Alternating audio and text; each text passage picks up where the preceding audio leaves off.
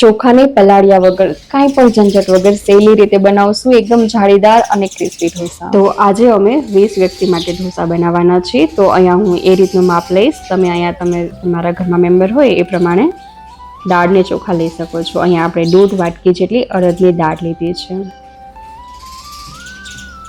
હવે આપણે ચોખા કયા લેવા ઢોસા બનાવવા માટે, તો જો આ રીતે આપણે ખીચડિયા ચોખા આવે છે ને, જે રેગ્યુલર આપણે મગની દાળ અને ચોખા ખીચડી માટે ભેળવીએ છીએ, હા એ ચોખા અહીંયા લીધેલા છે. 4 વાટકી જેટલા આપણે ચોખા લઈશું. અહીંયા 4 વાટકી ખીચડિયા ચોખા અને 1.5 વાટકી જેટલી અડદની દાળ. જો આ ચોખા ના હોય તો તમે બાસમતી કે રેગ્યુલર જે યુઝ કરતા હો દાળ ભાત બનાવવામાં એ ચોખા પણ લઈ શકો છો. આજે આપણે એકદમ સાદી ને સરળ રીતે ઢોસા બનાવશું કે તમારે જ્યારે પણ ઢોસા બનાવવા હોય ત્યારે પલાળવાની કે પીસવાની કાંઈ પણ ઝંઝટ નહીં થાય. આપણે સાંબર, મસાલો, ચટણી એ પણ ખૂબ જ સહેલી રીતે બનાવશું અને સ્વાદ એકદમ રેસ્ટોરન્ટ જેવો જ આવશે.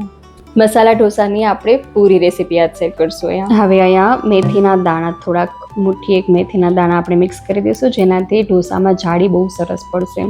હવે આ બધું બરાબરથી મિક્સ કરી લઈશું. અને જો અહીંયા દક્ષુ પણ આપણને ઢોસા બનાવડાવે છે. અને હવે અહીંયા ઘરઘંટીમાં આપણે જે દાળ, ચોખા અને મેથીના દાણા છે એ પીસી લેવાના છે. જો તમારે ઘરઘંટી ના હોય તો તમે બહાર લોટ દળાવવા આપીએ ત્યાં ચક્કીવાળાને ત્યાં આપણે દળાવી શકીએ. એમને કહેવાનું કે ભાખરીનો લોટ હોય ને, ભાખરીનો લોટ જે રીતે દળો છો ને એ રીતનું દળવાનું છે, એટલે એકદમ પરફેક્ટ આવશે લોટ આપણો. તો આ રીતે ઘંટીમાં જો તમે દળતા હો તો 5 નંબરની જારી છે જે ભાખરીના લોટ માટે હોય છે, હા એ વાડીથી દળવાનું છે આપણે.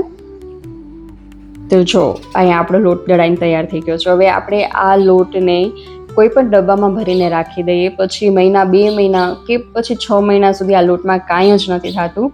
બસ તમારે પાણીને છાશ એડ કરી અને ઢોસાનો બેટર તૈયાર કરી લેવાનો છે. જો આપણો લોટ કઈ રીતે આવ્યો છે, એકદમ ઝીણો પણ ખરા અને થોડોક કણી વાળો છે, જે ભાખરીનો લોટ આપણે દળીએ છીએ ને એ રીતનો.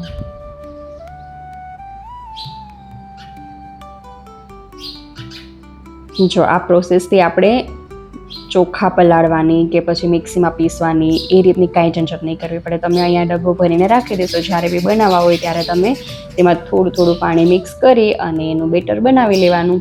તમે એને 24 કલાક પણ રાખી શકો છો, 12 કલાક બી, અને ઇન્સ્ટન્ટ બનાવવા હોય તો પણ બની જશે ઢોસા તમારા સરસ. અહીંયા આપણે બધા જ લોટનો ઉપયોગ કરી લીધો છે અને થોડું પાણી ઉમેરતા જશું અને 1 વાટકો જેટલી છાશ લીધી છે એ ઉમેરી અને બેટર આપણે બરાબર મિક્સ કરતા જશું.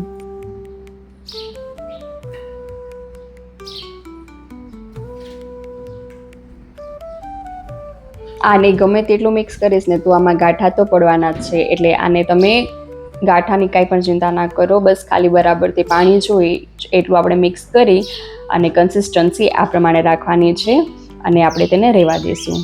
24 કલાક સુધી અહીંયા આપણે પલાળીને રાખી દીધા છે. 24 કલાક તમે રાખશો તો વધારે બેટર રહેશે, જારી મસ્ત પડશે. જો આ રીતે ચમચાથી આપણે ગાંઠા તો છે જ, પણ 24 કલાક પછી હું તમને દેખાડીશ કે બેટર કેટલું સ્મૂથ અને જાળીદાર આપણું બનીને તૈયાર થયું છે. તો છે ને કાંઈ પણ ઝંઝટ વગર આપણું ઢોસાનું બેટર તૈયાર. બસ આ જ રીતે બનાવશો ને તો મસ્ત ઢોસા બનશે. અને હવે આને આપણે ઢાંકીને 24 કલાક માટે રાખી દઈશું.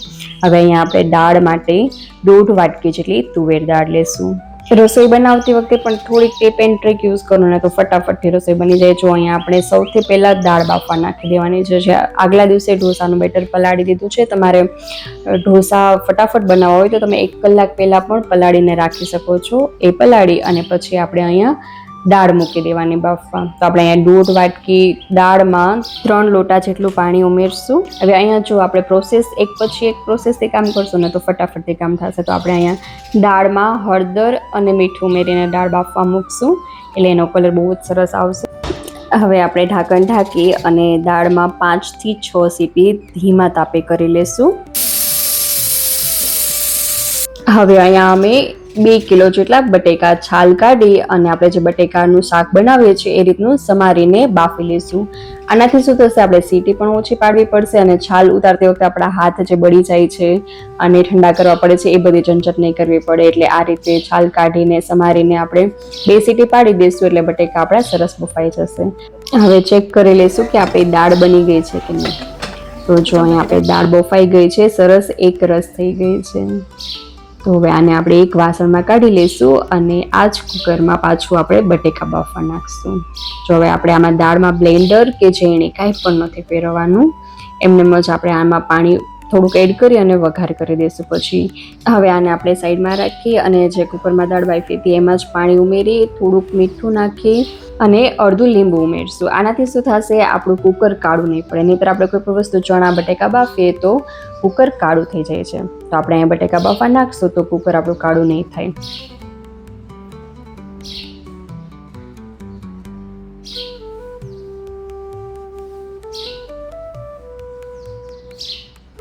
હવે એક તપેલીમાં પાણી ઉમેરી અને આપણે 3 થી 4 જેટલી સરગવાની સિંગ બાફી લઈશું.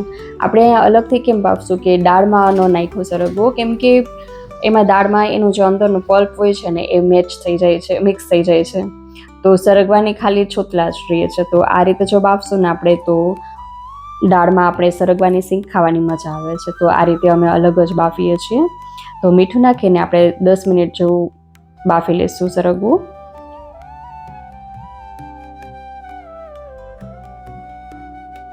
હવે અહીંયા આપણે વઘાર કરી લઈશું. તો પહેલાં સાંભાર બનાવશું. એના માટે ચૂલા પર મોટું તપેલું લઈ તેમાં તેલ ઉમેરશું. અહીંયા આપણે સાંભાર મસાલો બધું જ ચૂલા પર બનાવવાના છે દેશી સ્વાદ સાથે. તો પણ એકદમ ટેસ્ટી બનશે. બસ સરળ રીતે જ આપણે બનાવવાના છે. અહીંયા તેલ ગરમ થાય એટલે રાઈ જીરું ઉમેરશું. રાઈ જીરું ફૂટી જાય એટલે લવિંગ, તજ અને બાદિયા એ ત્રણેય નાખીને એનો વઘાર કરશું આપણે.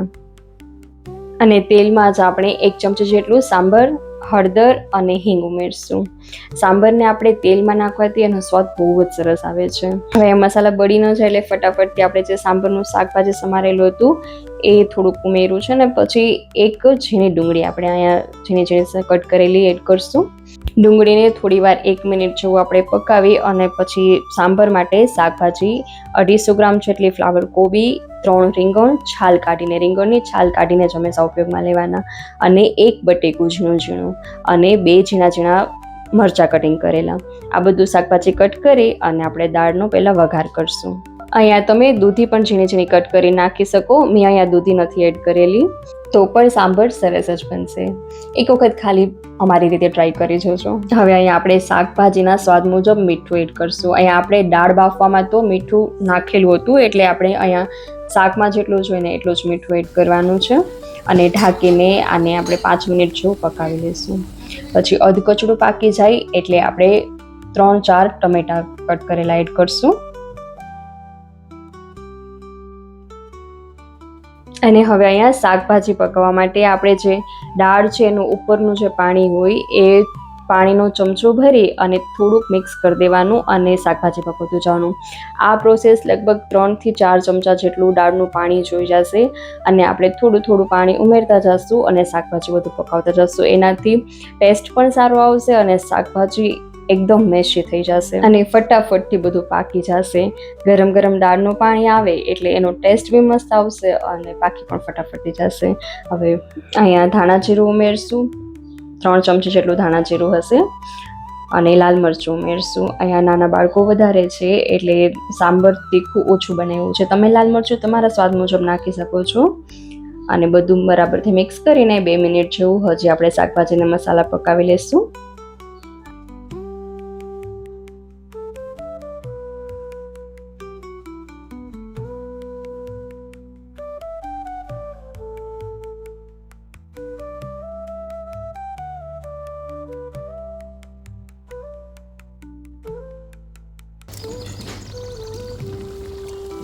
હવે જાશે આમાં આપણી બાફેલી દાળ.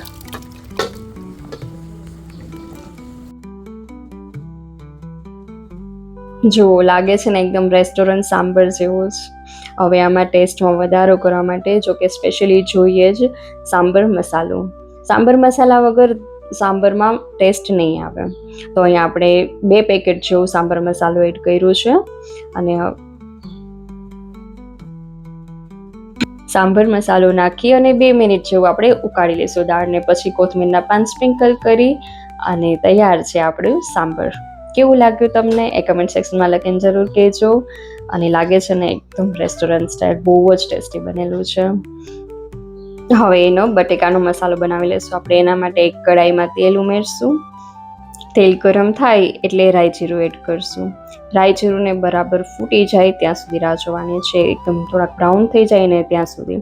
પછી એમાં થોડીક હળદર ઉમેરશું, થોડીક હિંગ એડ કરશું.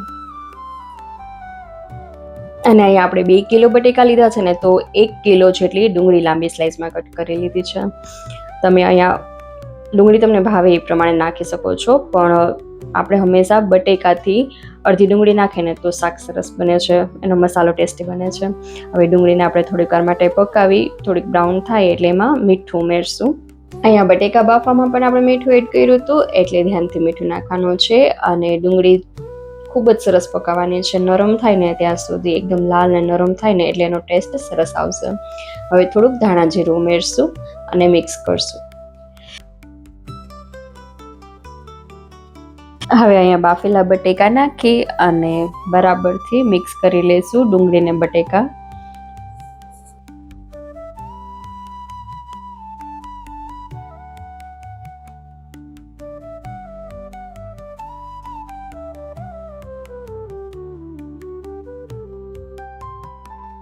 હવે ચટણી બનાવશું. એના માટે અહીંયા આપણે દહીં લીધું છે અને 10-12 મરચાં 2 ભાગ કરીને કટ કરી લીધા છે. અને અહીંયા આપણે દાળિયા લીધા છે ફૂતરા ઉતારીને, અને ખમણ લીધું છે.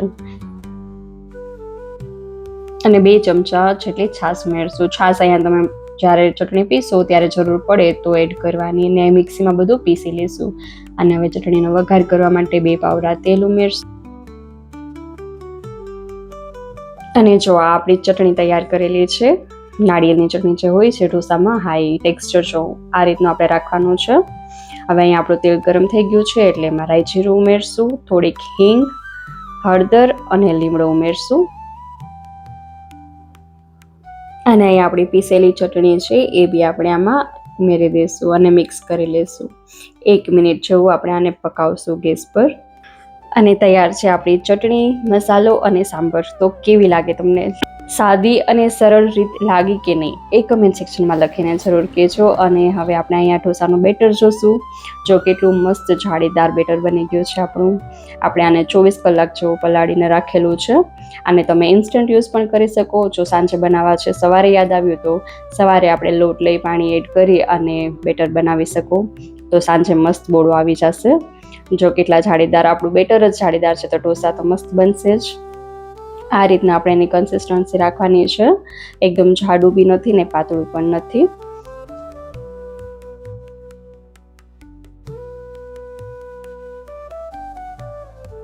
હવે એમાં આપણે 2 ચમચી જેટલું મીઠું ઉમેરશું અને 2 મિનિટ જેવું મિક્સ કરી લઈશું. થોડી વાર ફેટી લઈશું એને. હવે અહીંયા આપણો ઢોસાનો તવો ગરમ થઈ ગયો છે, તેના ઉપર થોડાક પાણીના છીટા મારી સાફ કરી અને આપણે ઢોસો બનાવી લઈશું. અહીંયા વિડીયો આપણો થોડોક મોટો થઈ ગયો છે કેમ કે આપણે ફૂલ રેસીપી આમાં બતાવેલી છે એટલે. હવે તવા ઉપર આપણે અડધા ચમચા જેટલું ઢોસાનું બેટર પાથરશું, જેના લીધે આપણો ઢોસો પાતળો થાય. જો વધારે બેટર હશે ને તો મોટું કરવા વધારે જશું ને તો વચલો ભાગ પાકી જશે અને થોડીક મિસ્ટેક થઈ જાય. એટલે આપણે મીડિયમ સાઇઝના ઢોસા બનાવવાના છે કેમ કે આપણે સેફ જેટલી સ્પીડ ના હોય પાથરવાની. એ લોકો ડેલી બેઝ ઉપર બનાવતા હોય ને આપણે ક્યારેક જ બનાવવાનો હોય, તો પણ આપણા ઢોસા પરફેક્ટ જ બને છે. જો હવે ઢોસા આપણા તવામાંથી એની કિનારી છૂટી પડી જાય ને એટલે સમજી જાવ કે ઢોસો પાકી ગયો છે, ત્યારે આપણે એને પલટવાનો છે. જો કે પલટી નહીં તો ચાલે, પણ હું તમને બતાવવા માટે મેં સાઈડ ચેન્જ કરી છે. હવે જો એકદમ ક્રિસ્પી અને જાળીદાર આપણો ઢોસો જે રેસ્ટોરન્ટમાં હોય ને એ રીતનો બનીને તૈયાર થયો છે. અહીંયા વચ્ચેનો ભાગ હતો એ વધારે પતલો થઈ ગયો હતો એટલે ક્રિસ્પનેસના લીધે થોડો ભાગ નીકળી ગયો છે. હવે આમાં આપણે મસાલો પાથરી અને ઢોસો બાળકોને આપી દઈશું. અને હજી તમારે આનાથી પણ જો તીખો ઢોસો બનાવવો હોય ને ચટણીવાળો, તો એ પણ આગળ હું તમને બતાવીશ કઈ રીતે બનાવવું. આની ક્રિસ્પનેસ તમે જોઈ લેજો જરા.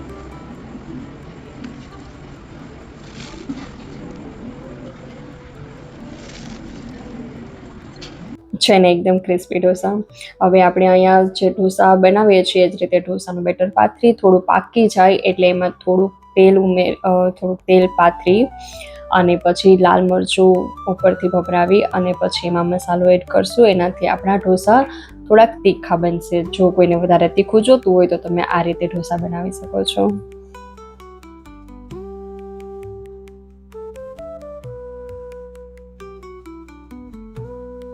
તો તૈયાર છે આપણા ટેસ્ટી ઢોસા. ચાલો એન્જોય કરીએ. અને હજી મેં જે બેટર વધેલું હતું એનું સવારે ઢોસા બનાવેલા હતા, એનું બી તમને બતાવું કે જો વધારે ટાઈમ સુધી ઢોસાનું બેટર રહે તો કેટલા સરસ ઢોસા બને. આપણે બીજા દિવસે સવારે નાસ્તા માટે ઢોસા બનાવેલા હતા, તો એ પણ હું તમને બતાવી દઉં કે એનાથી પણ વધારે જાળીદાર અને ક્રિસ્પી બન્યા હતા. એટલે ઢોસાનું એવું છે કે તમે જેટલી કલાક વધારે પલાળી રાખો ને એટલા જ મસ્ત ઢોસા બનીને તૈયાર થાય.